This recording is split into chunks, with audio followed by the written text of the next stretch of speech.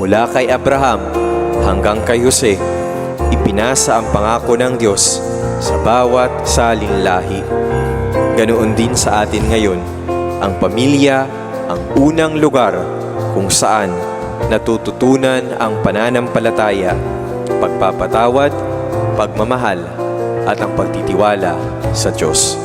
Kaya sana, ang bawat pamilya ang unang tagapagturo ng pananampalataya ng mga bata.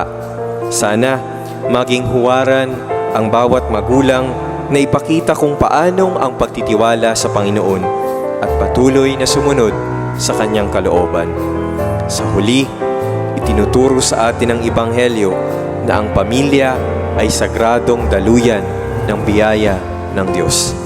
Kahit may sugat, problema o pagkukulang, may kahinaan at mga pagkakasala, kayang gawing instrumento ng Diyos ang bawat pamilya upang maghatid ng pag-asa at buhay.